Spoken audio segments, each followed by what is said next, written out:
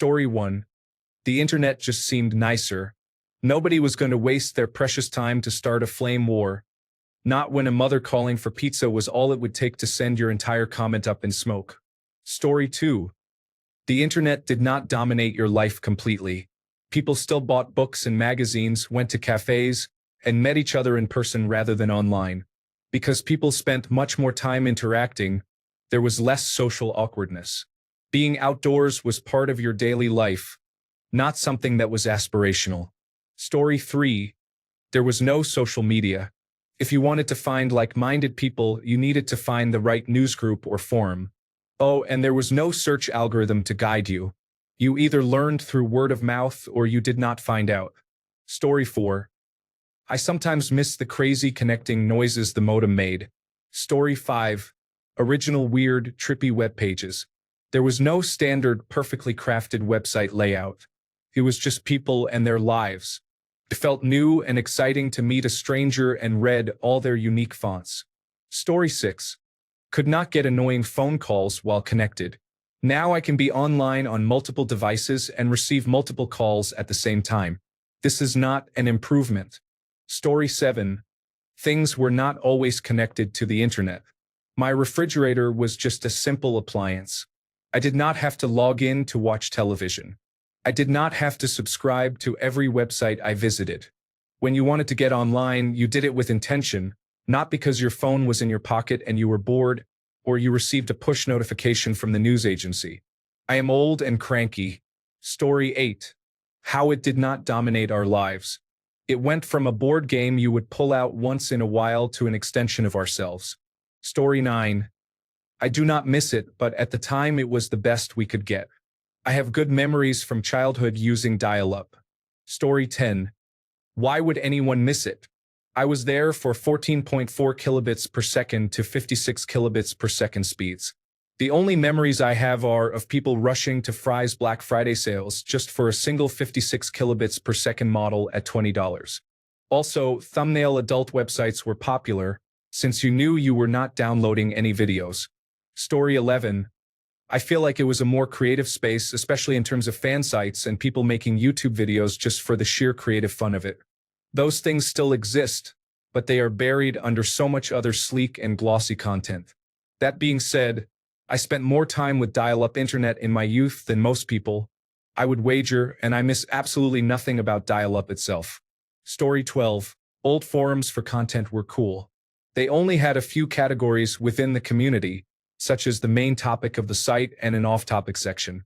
Chat rooms were lively. There was nothing like talking to complete strangers in a room with other strangers. GeoCities was an interesting idea. I created a web page that linked to other pages I liked. Story 13. I miss the way being able to chat with people anywhere in the world. Maybe those you have never met before was a novelty. It was so different to be able to do that in your own living room whenever you wanted. Less than a decade earlier, it cost 50 pence per minute to have a conversation with someone in another country on a landline phone. There was something really amazing about it. People all over the world with the same interests as you, who you could meet, be friends with, and learn from. I kind of missed the novelty of it. Story 14. The novelty. Remember the first time logging on and realizing the vast wealth of possibilities that were previously unavailable. Story 15. I miss not being able to call you while you were on the internet. Do you want to talk? Sorry, I am downloading a picture. Please call back in a few hours. Story 16. Long before massively multiplayer online games, there were multi-user dungeons and they were amazing.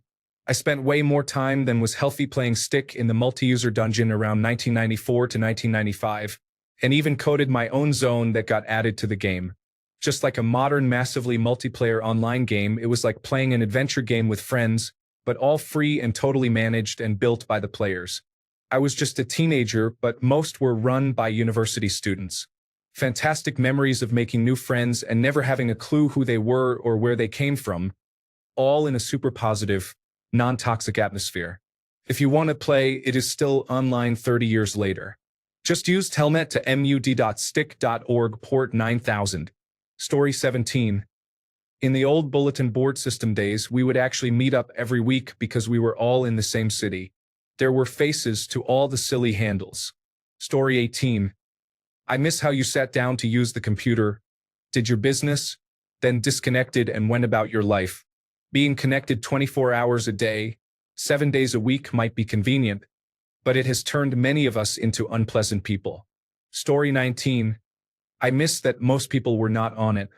It was mystical to do many tasks, and I was a virtual wizard. I did not know much, but still seemed like an expert in their eyes and my own. Story 20. The lack of commercialization and globalization was evident in the early days. Back then, we had bulletin board systems somewhat similar to the internet but local and much smaller. People would host these systems out of their homes, and others could dial in. They featured chat rooms, file transfers, file storage for downloads, email, and even some primitive but fun text-only games. The enjoyable aspect was interacting with people in your local area and even meeting them outside the system for get-togethers. Story 21. There were more real women in chat rooms back then if you knew where to go. Now, there is nothing but fake profiles and male-dominated rooms. Story 22. The excruciating sound of the connecting process. I put my ears against the speaker and listened to the symphony of the world. Story 23. Actual niche websites that were not just content aggregators. It used to be that if you wanted information on a specific topic, there was a niche website dedicated to that subject created by an individual. You would have dozens of bookmarks that focused on specific topics. Now, it feels like there are only about 10 important websites to visit, and everything else is filled with advertisements. Story 24. Nothing. Our service was too slow, frequently goes down, and is overpriced. You can still get dial-up in our area, but they charge the same price as they do for fiber optic service. Story 25. None of it. I hated only having one internet line in the house, and I could not be on the internet if someone wanted to be on the phone, which was almost always the case except for late at night when I should not even be awake. Story 26. I miss when the internet was a place you could go to and leave, playing text-based games on a small server. Story 27. It felt easier to disconnect from it. This also made it feel more special. Nowadays, it is just something we take for granted. Story 28. The internet was intentional with a login. You dialed up to experience the wonders of a new internet. Now the internet just is. It happens to you, you no longer experience it. Story 29. That magical feeling when you are in a chat in real time with people from all over the country and possibly the world. In 1995, it really seemed like a miracle. Story 30. Nothing. There are some nice nostalgic memories there. Do not get me wrong. But anyone who thinks the internet was better back then is deluding themselves. I would much rather have a compendium of human knowledge at my fingertips without having to worry about who is using the phone line and which America Online number works best just to access it. Story 31. My dad was screaming at my sister because he was trying to make a call, and she was on AOL Instant Messenger. It was hilarious. Story 32. Not being advertised to constantly. Sure, there were advertisements, but the vast majority of pages, especially message boards and similar sites, were full of content. No advertisements, no bots, nobody trying to fish you out of your accounts or steal your identity. Just people enjoying the ability to share ideas and experiences around the world instantly. Even advertisements were content in themselves. Companies created entire multimedia websites with games, trivia, art, and music. I remember Nabisco having a complete game site for kids just to promote cookies. Now it is all influencers, bots, and banner advertisements. Story 33. The optimism that this was a platform where we could freely share information for the betterment of humanity. Story 34. The sound made it impossible to sneak online late at night because it resembled C-3PO experiencing an orgasm when you dialed up. Story 35. It was back when the internet was creative and not algorithmically optimized for a business model. Yes, certain things were difficult to access, but there was an amazing sense of discovery when finding a cool song or video buried in an obscure homemade website. Now everything looks the same and is part of a big corporation. Story 36. My girlfriend said, "I have been trying to call you for hours, and your line has been constantly busy." Story 37. The internet was people's personal web pages. There was basically no commercial presence. You could look for something obscure and actually find it. Today, every search points to something for sale. Story 38. Nothing at all. That dial-up time and speeds were so slow. I mean, just going to one website, the load time would take forever even if it had only a few pictures or advertisements. Videos were not possible. Story 39. The fact that we are still in an era where we have to wait for something is notable. Nowadays, nobody has any patience. Everything is instantaneous and expected to be instantaneous. If it is not, we immediately become irritated. Story 40. Walking away was not a constant presence in our lives. It was something we began at a desk and left completely when we were done. Story 41. If you wanted to stop talking to someone, you just needed to say, "Sorry, my family member needs to use the phone," and they would never question it because it was the same in their house. Story 42. AOL Instant Messenger, waiting to see your crush logged on and thinking about whether you should send a message or not. Then they put the away message up in a weird font and a heart.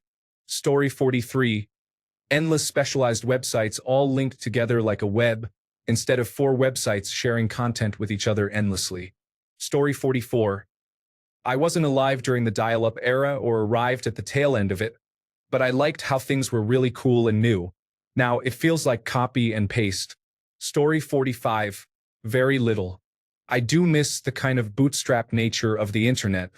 When you found something cool, it was legitimately cool, and the few people you shared it with got a treat they would never have found without your help.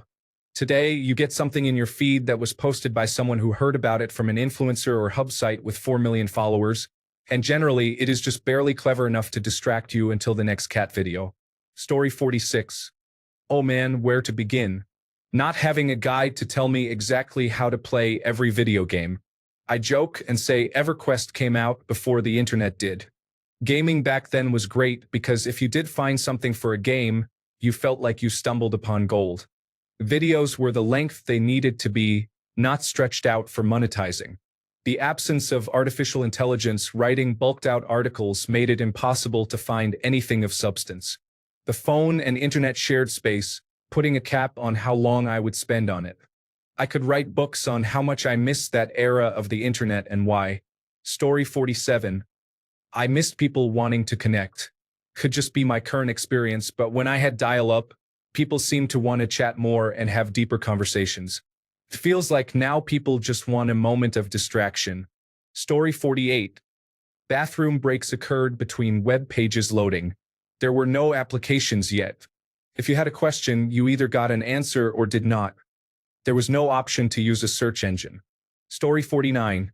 Having to wait 23 hours and 46 minutes for a 700 megabyte DivX movie to finish downloading, all the while typing on the phone. Story 50.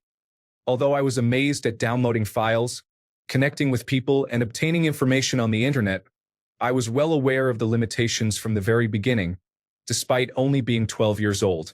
It was infuriating troubleshooting connection issues, and the bandwidth was painful.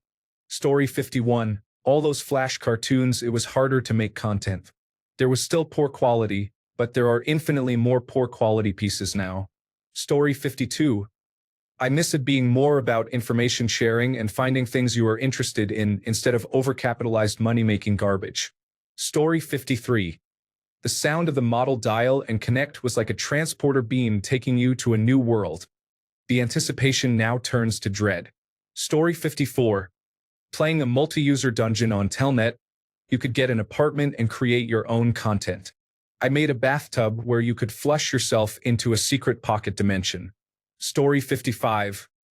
I miss when the internet was not this ever-present thing. Back in the day, you had to choose the time you spent online. It just felt more rewarding to do things like research, play, or borrow files from your internet friends. Story 56. There were no advertisements on websites because 99% of internet users at the time were paying per minute and disliked slowly loading websites. Therefore, every company ensured their website loaded as quickly as possible. Story 57.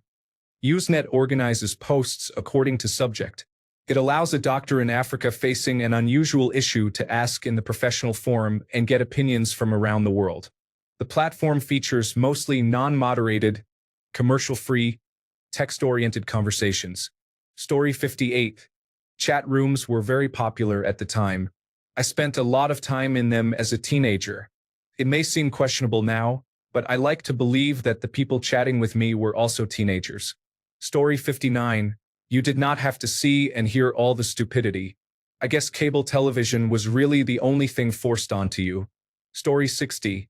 Installing second phone lines for people so they could have a dedicated modem line. Could not keep up with demand. Story 61. I miss internet relay chat. There are other modern services that fill that role now, like Discord, but I do not know. There is something I felt using internet relay chat that I have never been able to replicate since. Story 62. Getting banned from kids online because I called someone a slur. Then, I explained to my parents what happened and why our America Online wasn't working because of it. I got the most extreme punishment of my life. Story 63. Things on the internet used to be purposeful. People used it for a specific need. Nowadays, the internet is just used as a time waster or something people mindlessly look at. It is something to hold your attention during a moment of free time. Story 64. It was always real people, and they were all just figuring out the same things as you were. It all felt more connected in some ways. Story 65. The amazement that I was chatting with someone on the other side of the planet, and it was free. International calls were very expensive then. Story 66. Not much. Even though I am old enough to, my family did not own a computer. Even if I did, I lived in the middle of nowhere. Everything outside a 15-mile radius was long distance. Toll-free numbers came later. Even then, you still had to pay for the service just like today. The only time I really used it was for about 6 months during my sophomore year of college. Broadband was available, but I couldn't afford it. The college had free dial-up, which I barely used because it was slow. I could walk a couple of blocks to a computer lab that had brand new machines and an excellent connection. Story 67. I do not remember much about that era. Probably had a Wild West vibe. You had to really search for things. It was not all just beamed straight to you whether you wanted it or not. If you were good at searching, you could usually find exactly what you were looking for, and it would be interesting, new, and genuine for the most part. Nothing was shoved in your face, and your searches were not filtered by paid marketing bots trying to tell you what to buy. Story 68. The novelty and excitement have faded. Now it feels like I'm bored and will numb myself at any moment. Story 69. Everything was simple, clean, fast-loading hypertext markup language text. The closest thing today that is still similar is Craigslist. Story 70. Dee-dee-doo-dee sound, the good old sound of connection, like some kind of Beethoven music which tells you, okay sir, you may proceed. Story 71. I miss masturbating and realizing I had somehow burned through 42 hours of my free 50 hours, even though it is still the same day. Story 72. Logging into my mother's account to change the parental settings on my account.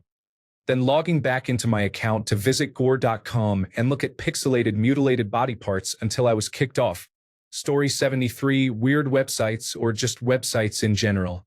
I think my favorite are those made by people cataloging weird paranormal stuff, or ones associated with a particular obscure cartoon. Story 74. CompuServe was pretty okay, but America Online was very bad. I was removed from America Online Chat for using the name Dildo Breath. Story 75. Specifically, the Cadbury Cream Egg Cake. It was a blog post that became a hilarious comfort for me. It still exists, just not in its original form. Story 76. It was an unintentionally excellent way to limit the time someone spent on the internet.